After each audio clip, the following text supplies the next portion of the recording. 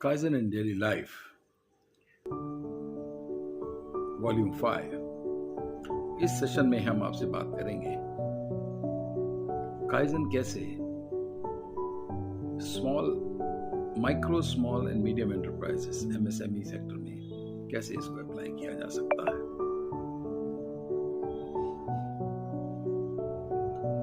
बहुत चर्चाएं चल रही हैं इसके बारे में, क्योंकि एमएसएमई सेक्टर एक बहुत इम्पोर्टेंट सेक्टर है। इस वक्त किसी भी इकोनॉमी के लिए 50% से ज़्यादा जीडीपी का कंट्रीब्यूशन है। लाखों एम्प्लॉयज़ इसमें जुड़े हुए हैं। एम्प्लॉयमेंट अपॉर्चुनिटीज़ बहुत अच्छी हैं।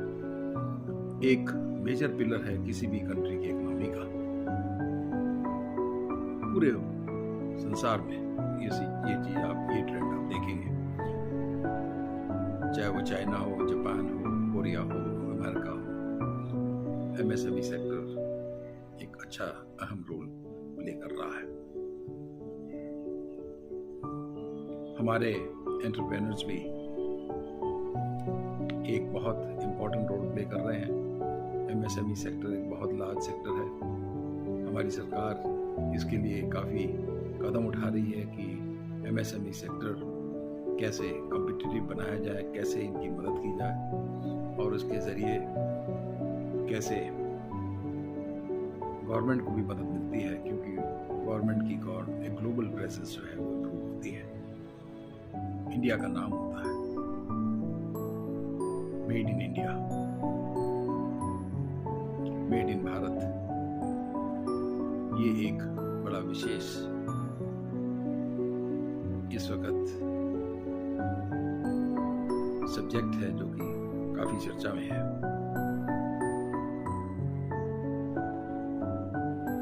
गवर्नमेंट की लीन स्कीम है, जेड स्कीम है, जिसमें कुछ सब्सिडीज भी दी जा रही हैं और बताया जा रहा है कि कैसे लीन को समझा जाए, लीन की महत्वता को समझा जाए और इसके साथ जुड़ा जाए और अपने आप को और मजबूत किया जाए।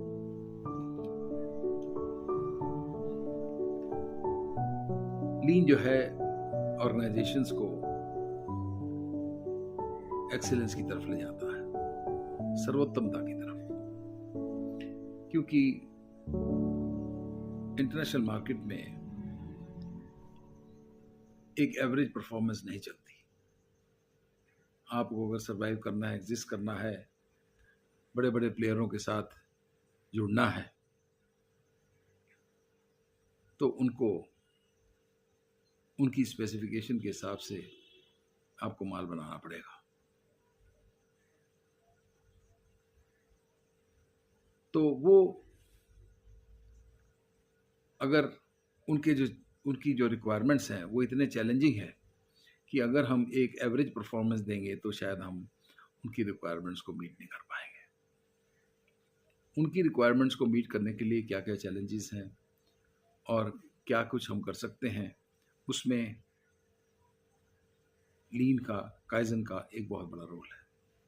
हम काफ़ी एमएसएमई सेक्टर में काम कर रहे हैं और उनमें काइजन और लीन की इम्प्लीमेंटेशन की कोशिश कर रहे हैं।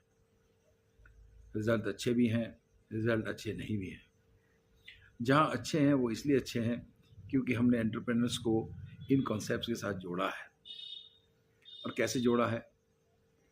असेसमेंट जब हम करते हैं एक किसी भी एमएसएमई सेक्टर की, किसी भी कंपनी की, तो एक हमारा एज ए कंसल्टेंट फर्ज बनता है कि कंसेप्ट को किस तरीके से समझाया जाए, किस तरीके से कम्युनिकेट किया जाए और किस तरीके से उसको इम्प्लीमेंट किया जाए, ताकि हम जो कुछ भी कर रहे हैं उसका खास फ़ायदा हो उस कंपनी को, चाहे वो मैन्युफैक्चरिंग सेक्टर में हो, चाहे वो सर्विसेज सेक्टर में हो। फ़ायदे का मतलब उसकी तकलीफ़ें कम हों, उसके सेल बढ़े, उसके प्रॉफिट इम्प्रूव हों, कॉस्ट कम हो, यही सब चीज़ें हैं। उसके एम्प्लॉयज़ भी खुश हों, उसके और स्टेक होल्डर जो हैं, सप्लायर्स भी खुश हों, बैंकर्स भी खुश हों, कस्टमर्स भी खुश हों और जो हमारे होलसेलर्स हैं या डीलर्स हैं वो भी खुश हों। ऐसी इस प्रकार की सेवा, इस प्रकार की सर्विस हम दे सकें। बहुत कहना बहुत आसान, करना बड़ा कठिन है, और लेकिन इम्पॉसिबल नहीं है।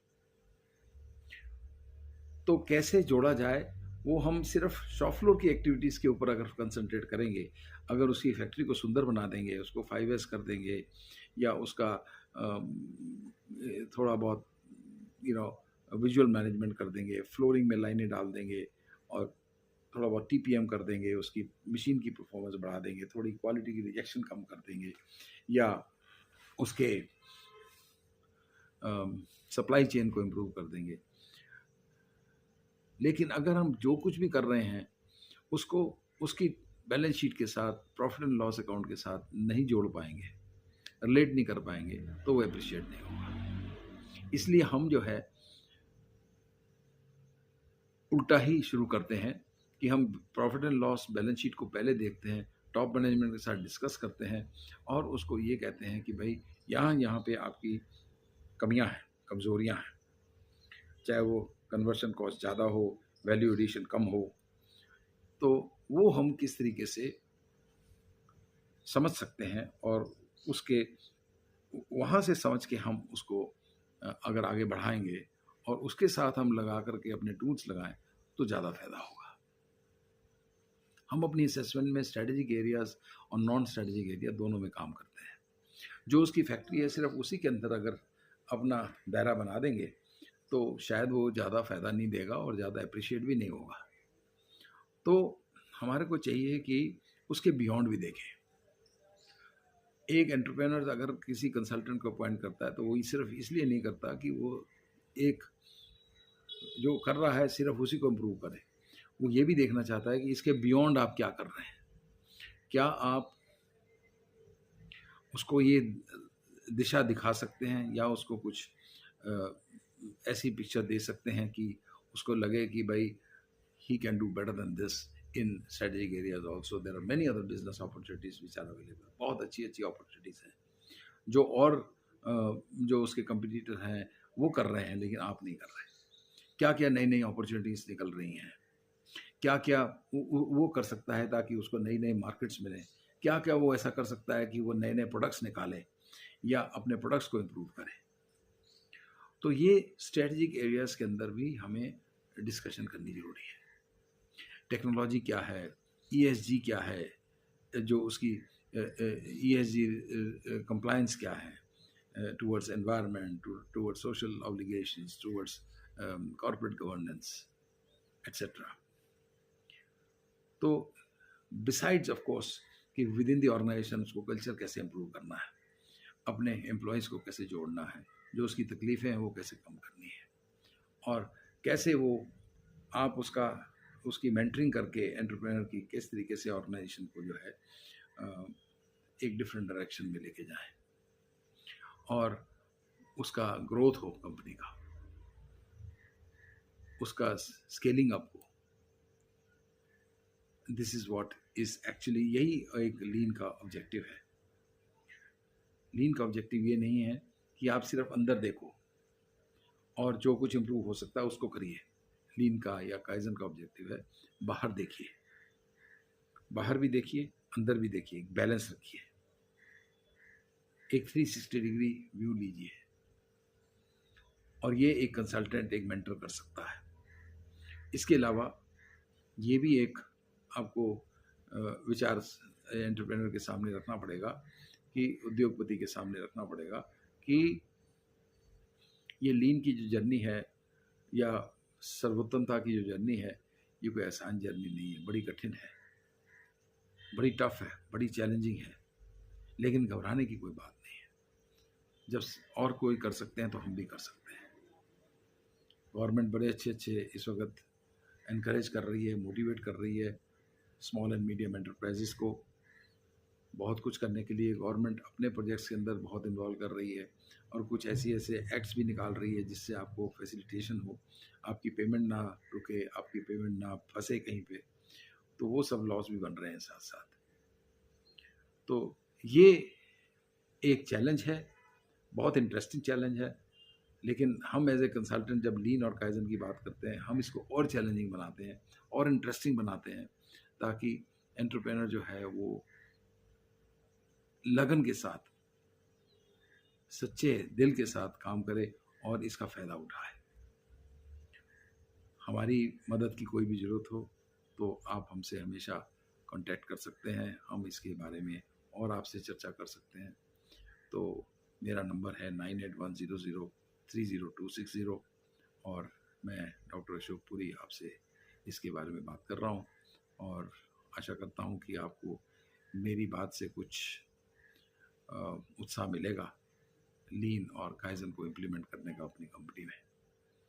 और हमारी तरफ से कोई भी मदद चाहिए हो तो हम उसके लिए हमेशा आपके लिए हाजिर हैं, आपकी सेवा में। बहुत बहुत धन्यवाद।